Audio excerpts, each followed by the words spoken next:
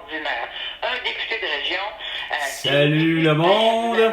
Ici Carl. qui aime le monde qui est sur le terrain. Puis C'est un usine 98,5 FM. T'as T'as de l'air, le petit lapin énergiseur!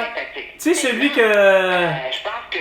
Il est mort! Celui qui a inventé le lapin, le lapin robot énergiseur, qui a joué dans l'excellente émission Mythbuster, ou Mythbuster, Mythbuster, les stupéfiants, le japonais, ou l'américano-japonais, en tout cas, bref, le scientifique, l'ingénieur, est décédé de la toux, je crois. Puis Pierre Moreau, il se fait aussi Qui? interpeller par des militants, par des citoyens.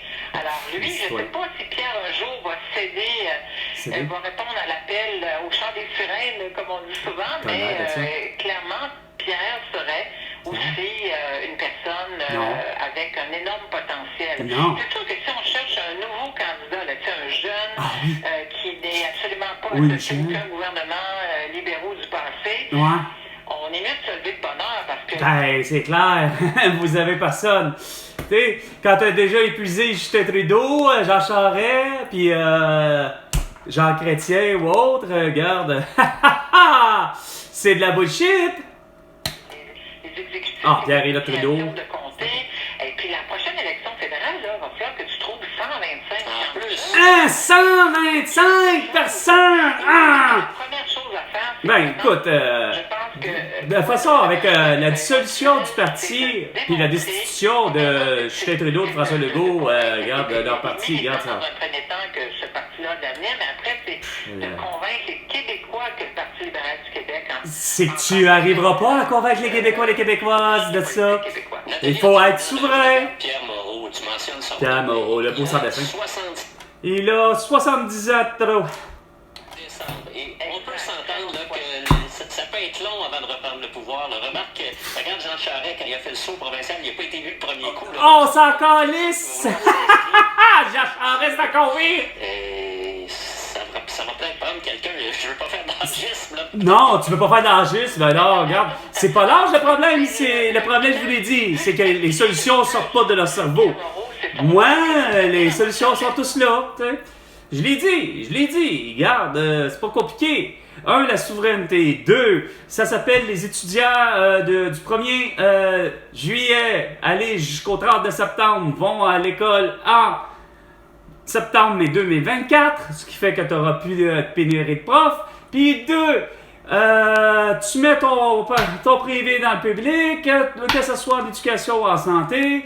Puis pour ce qui est de la santé, garde, je l'ai dit, c'est pas avoir plus d'infirmières. Le problème, c'est que les infirmières doivent faire du diagnostic, de la prescription et de l'opération. Ça pourrait être une option peut-être. Non, une option, il n'y en a pas d'option. C'est pas la personne qui est là qui va faire régler le problème. C'est industriel. T'as l'air d'industriel. Tu sais vraiment de quoi tu parles. Hein?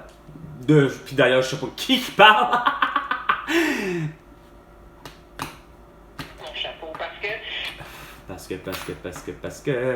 que, faut pas que tu lèves ton chapeau, surtout pas avec ces beaux oiseaux. Alors, il a une énorme pression. Il a une énorme pression. L'énorme pression, c'est toi qui l'as dit. Parce que, hey! Il nous faut porter un masque, un couvre-visage et être vacciné. Hey! Il faut pas que je porte, mais il faut que je jette et je mets au rebut ma voiture, mais il faut que j'achète une Tesla. Et elle est ancienne vice-première ministre libérale. Ah, la première conne.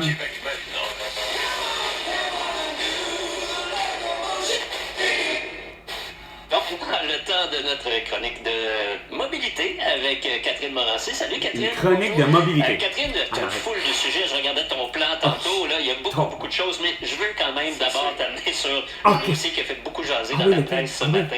Ça s'intitule Récit d'un virage raté. On raconte comment il se fait qu'on n'a pas réussi à implanter dans notre système de transport en commun, quoi? On a mis de la luminothérapie partout, même dans les wagons de métro, pas juste sur le pont Champlain. Il est là le problème. Les trains, les métros. À chaque fois que je lis sur le transport en commun, c'est toujours ma première réaction, mais que ça a l'air compliqué. Mais c'est simple. Compliqué. Oui, ça a l'air compliqué. Moi, j'étais très fâchée aujourd'hui. C'est compliqué parce que vous aimez ça, rendre les choses compliquées. Parce que ça a toujours été 420, 420. La pause. Le break. Veuillez prendre ce que vous voulez. C'est le temps de prendre. Ah, puis c'est le temps de même aller pisser ou chier. C'est le moment.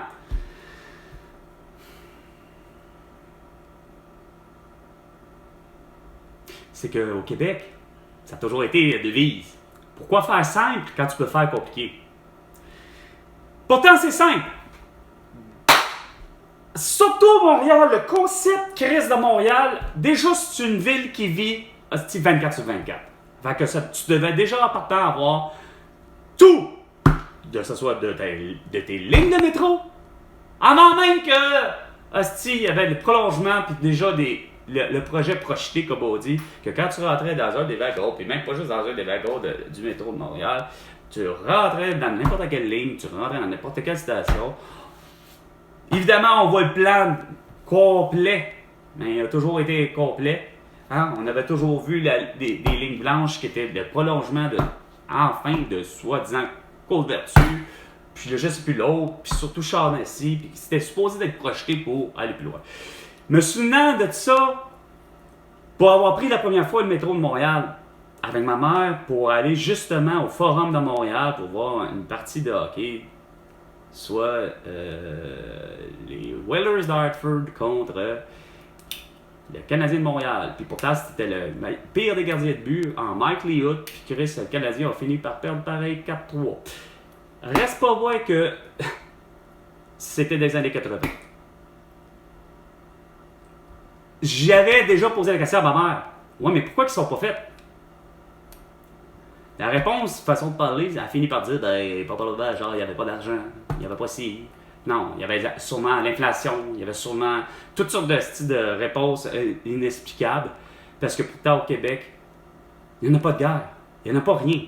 Fait que le projet aurait dû avoir eu lieu pour le vrai d'une certaine manière, c'est-à-dire pas être pris à arrêter dans les années 60, c'est-à-dire arrêter dans les années 60, on arrête tout. Hey, on a l'Expo 67, c'est-à-dire on a l'Expo universelle, l'Expo mondiale à Terre des Hommes, etc. C'était une des raisons pour lesquelles venez visiter le métro de Montréal, blablabla. Mais le plan n'aurait pas dû être arrêté, là. Aurait dû être continué. On avait les moyens. Mais le fait que, comme je dis, c'est que c'est vous qui arrêtez de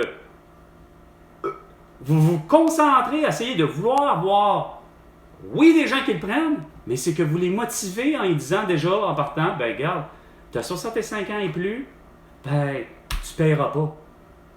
C'est quoi la style logique? Ça n'a rien à voir avec l'argisme, là. C'est juste l'idée que vous faites un manque à gagner tout de suite en partant en ayant ce genre d'idée-là. Sans compter, comme je vous dis, qu'il faut que ce soit 24 sur 24. Puis rendu là, vu que c'est pas par opposition que les projets ont été arrêtés. Sauf que, à un moment donné, il faut comprendre qu'effectivement, ça coûte cher de faire une ligne de métro, une station de métro. Ça coûte cher, mais c'est destructeur sur le plan de l'environnement. Qu'est-ce qui est moins coûteux? Ben, un autobus de transport en commun. Fait que c'est quoi ton asti d'entêtement, François Legault? Ton asti d'entêtement, Bruno Marchand? Régis Lebon, Valérie Plante, etc.? Ah, il nous faut un REM, il nous faut un tramway, il nous faut un C, il nous faut un ça. Ça coûte la totale. À moi, Carl Brochu et les 7 millions raisonnés au Québec.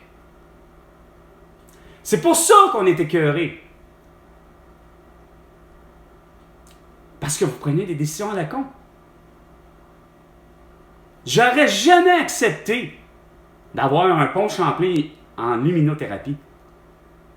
Il nous aurait coûté tellement moins cher à ce moment-là. Puis là, le monde serait content. Puis je voulais créer un esti de la tabarnak de fluidité parce que, oui, tu vas le rouler puis tu vas le passer à 250 km/h, tabarnak, esti. Puis Chris, s'il faut que l'autobus, qui n'ait pas sa voie réservée, c'est normal, est plus lente. Elle veut rouler pas vite à 250, elle veut pas le faire, le 250 km/h. Mais Chris, elle peut au moins facilement, l'autobus de transport en commun, elle peut très bien faire du 60. Parce que c'est permis. C'est permis de rouler 60. Mais tu peux rouler 250 km/h. Puis ce qui est normal, reste à droite, Chris. C'est ce qu'on a toujours dit. T'as pas besoin d'avoir ta calice de voie réservée pour ça. Ah, mais non! Mais non! Il faut que Chris, esti, faut vraiment absolument faire tout pour pouvoir que ça soit fluide. Puis pourtant, Chris, la solution était là. Les voies sont là, prenez-les, Chris. Puis away. Puis roule 250 km/h. Sauf que vous faites le con à tout bout de champ. Vous faites que des entonnoirs, hostie. Parce que pour prendre la bretelle, pour aller vers une autre direction, ben c'est là qu'il y a le problème, c'est que c'est rien qu'une seule voie. Puis quand que tout le monde veut prendre, hostie, qui part de la 440 à 4 voies de large ou à 3 voies de large, peu importe, quand on sait qu'on veut prendre la 15, ben Chris, c'est comme par hasard, on dirait que tout le monde veut prendre la 15 vers le nord ou vers le sud. Mais non, on va faire une seule voie. Sur ce, c'était 420 420 avec Carl Brochu. À la prochaine chicane, François Legault.